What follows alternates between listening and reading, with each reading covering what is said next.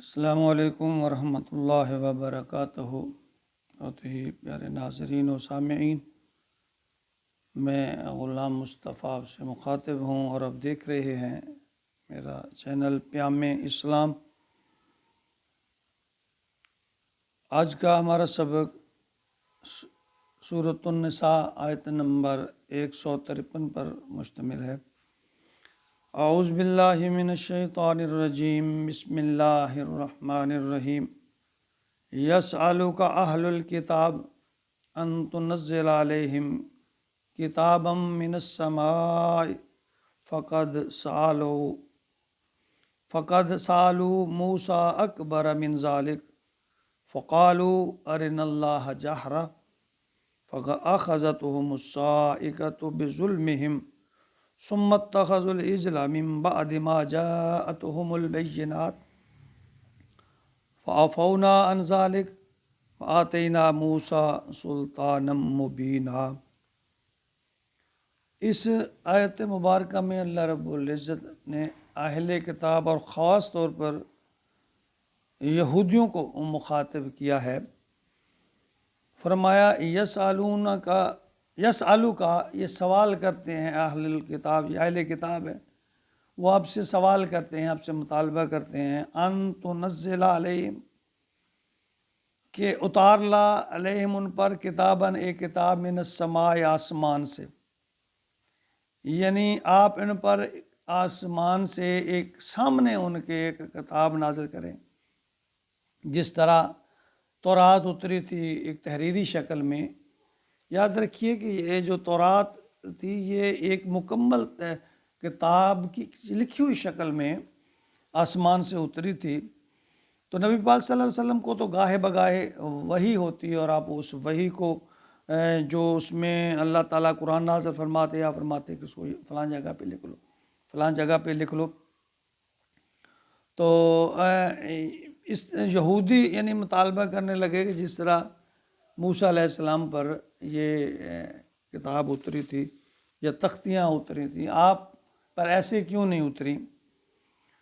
تو اللہ آگے فرماتے ہیں فقد سالو، آپ تعجب پریشان نہ ہوں، یہ جو لوگ ہیں نا یہودی، ان کے فقد سالو، انہوں نے سوال کیا تھا موسیٰ سے بھی، اکبر اس سے بڑھ کر من ذالک، اس سے پہلے انہوں نے موسیٰ سے اس سے بڑھ کر سوالات کیے تھے۔ یعنی یہ ایسی بدبخت قوم ہے کہ انہوں نے موسیٰ علیہ السلام کے معجزات کو اپنی آنکھوں سے دیکھا۔ دیکھیے موسیٰ علیہ السلام کو اللہ تعالیٰ نے کہا جاتا ہے 9 یا اس سے بھی زیادہ معجزے عطا فرمائے، یعنی ان کا عصا تھا، وہ سانپ بن جاتا، چمکتا، ہاتھ بغل میں لیتے، یعنی ید بیضا اسے کہتے ہیں۔ وہ پھر اللہ نے اس قوم پر ان کے اعمال کے سبب عذاب نازل کیے، وہ چڑوں جوں اور مینڈکوں کا عذاب تھا، خون کا عذاب تھا۔ پھر موسیٰ علیہ السلام کی دعا سے اس کو اللہ تعالیٰ نے روک دیا۔ جادوگروں کے مقابلے ان کے سامنے موسیٰ علیہ السلام نے ان کا مقابلہ کیا اور جادوگروں کو شکست دی، اور جادوگروں نے کلمہ پڑھ لیا۔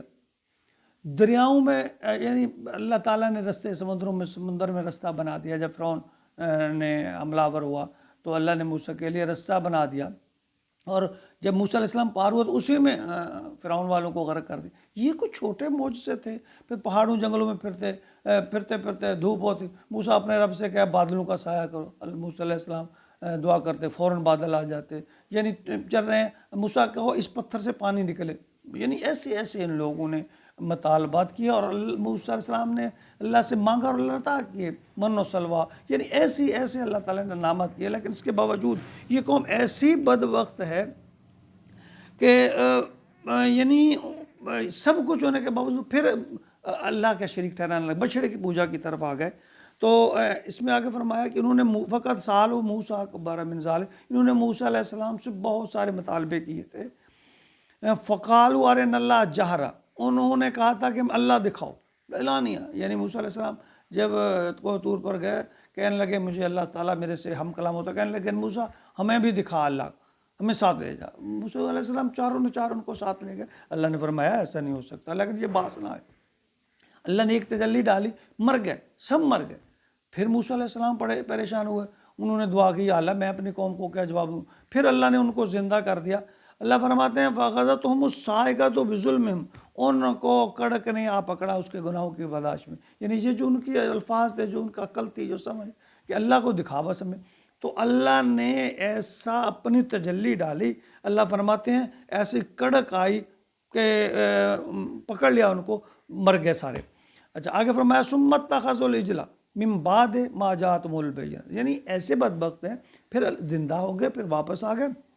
ثُمَّ اتَّخَذُوا الْعِجْلَ، پھر انہوں نے بچڑے کو معبود بنا لیا، مِن بَعْدِ، اس کے بعد مَا جَاءَتْهُمُ الْبَيِّنَاتُ، ان کے پاس واضح نشانی آ گئی، دیکھیں نا، یعنی دیکھ مر کے پھر زندہ ہوئے ہیں، اس کوہ طور سے ہو کر آئے ہیں، یعنی پھر آ کر کیا کیا، واضح نشانیاں ہونے کے باوجود پھر آ کر بچڑا بنا لیا، اس کی پوجا شروع کر دی۔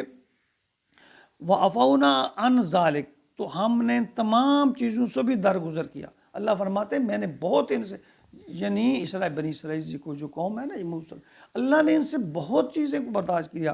فرمایا وَعَفَوْنَا عَنْ ذَلِكَ وَآتَيْنَا مُوسَىٰ سُلْطَانًا مُبِينًا، اور ہم نے موسیٰ کو تاکہ بڑا واضح غلبہ، یعنی ان کے سامنے نیل سے جب موسیٰ علیہ السلام گزرے ہیں، اس پہ آئے، پیچھے لشکر آ گیا، کہنے لگے موسیٰ تو نے مروا دیا، اب تو ہم بس آگے دریا ہے، پیچھے فوج ہے، تو اب مارے گئے۔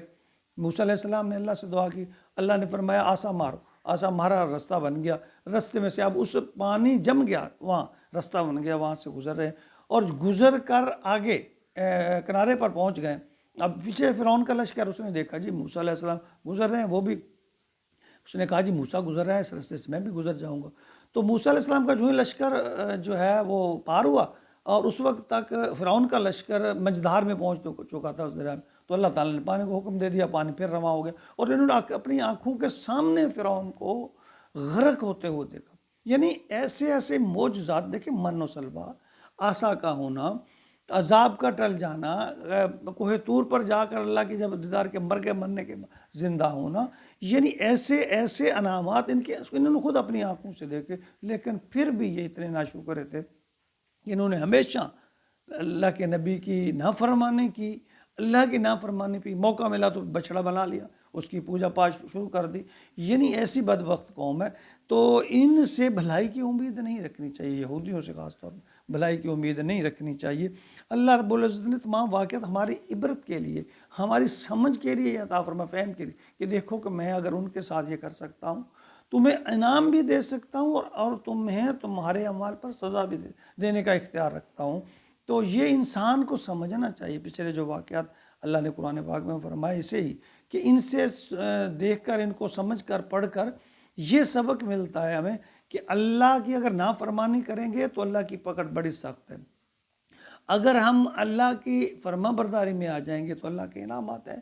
تو ہمیں ایسی، یعنی ان قوم کو اللہ فرماتے ہیں، میں نے پھر ان کو جو بچڑا جنہوں نے بنایا تھا، اللہ نے حکم دیا کہ جنہوں نے ان کے رشتہ دار ہی ہیں جو اس سے بری ہیں، جنہوں نے یہ عمل نہیں کیا، وہ ان کو قتل کریں۔